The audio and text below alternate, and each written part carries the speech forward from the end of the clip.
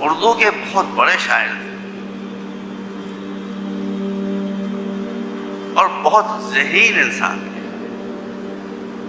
ولائے اہل بیت غزل میں بھی چھلک آتی تھی. انہوں نے ایک غزل کہی تھی.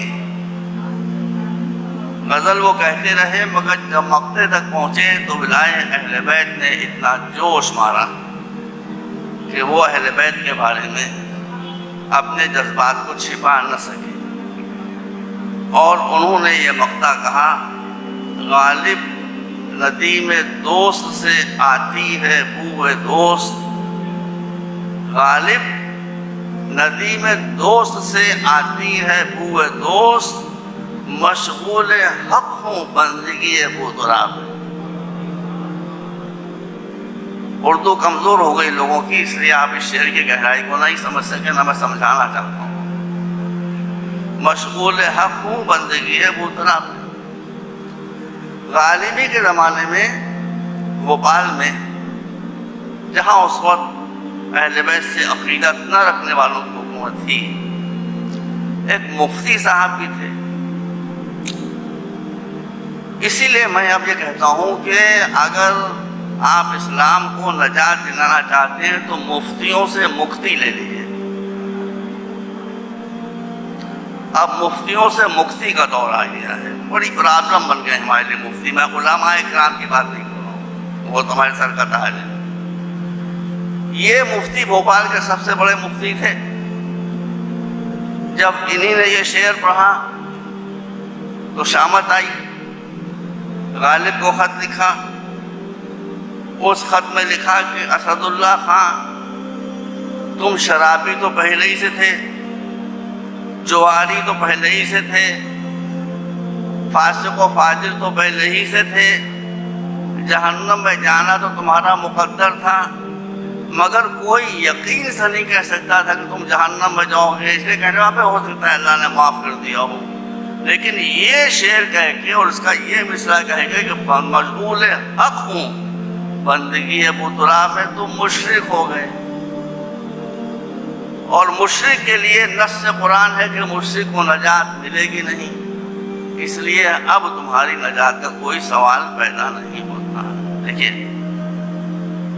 میں نے جو دیکھا ہے اس کو میں دبا کے پڑھ رہا ہوں، کچھ بڑھا کے نہیں پڑھ رہا ہوں، کچھ کم کر کے پڑھوں گا.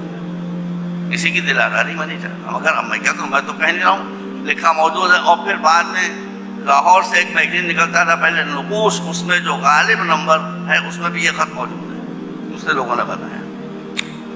جب غالب کو یہ خط ملا تو انہوں نے جواب لکھا. اب مفتی صاحب یہ امید لگا رہے ہوں گے کہ غالب کا خط آئے گا تو اس میں یہ ہوگا حضرت قبلہ و کعبہ مفتی دین مدین اور یہ وہ سب لکھا ہوگا.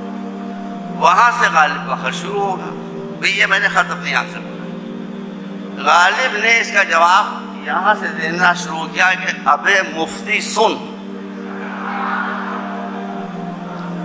یہ بھوپال کے مفتی اعظم کو لکھ رہے ہیں غالب، ابے مفتی سن. ابے مفتی سن پڑھتے ہی وہ تو سن ہو گئے ہوں گے،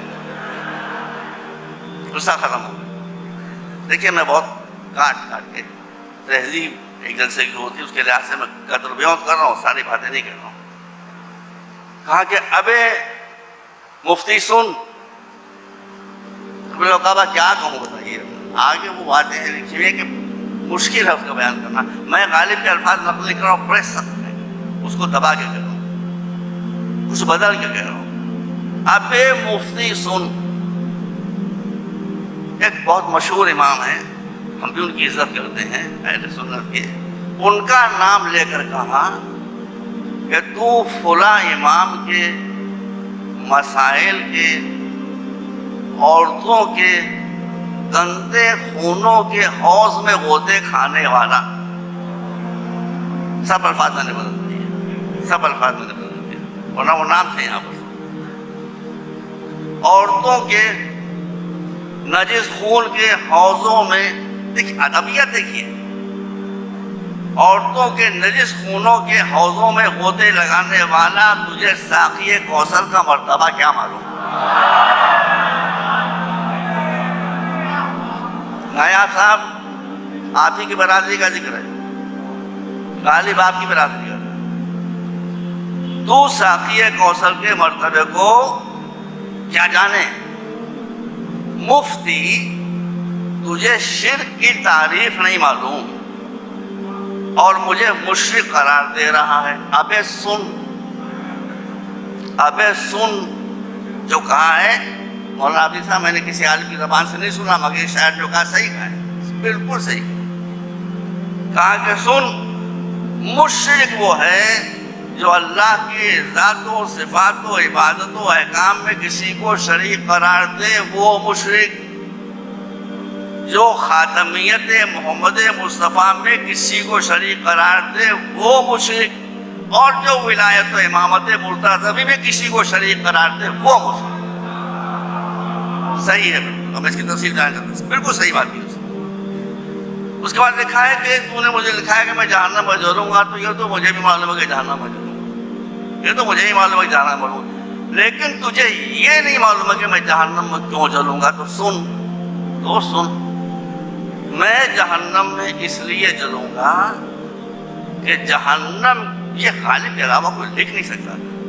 میں جہنم میں اس لیے جلوں گا کہ میں جہنم کی آگ کا ایندھن بن کر تیرے ایسے دشمنان علی کے لیے آتش جہنم کو کچھ اور تیز۔ اللہ مولاي وأنا مولى المؤمنين، ألا من كنت مولاه فهذا علي مولاه، اللهم وال من والاه وعاد من عاداه. أيها الناس، الحق دائما مع علي وعلي مع الحق.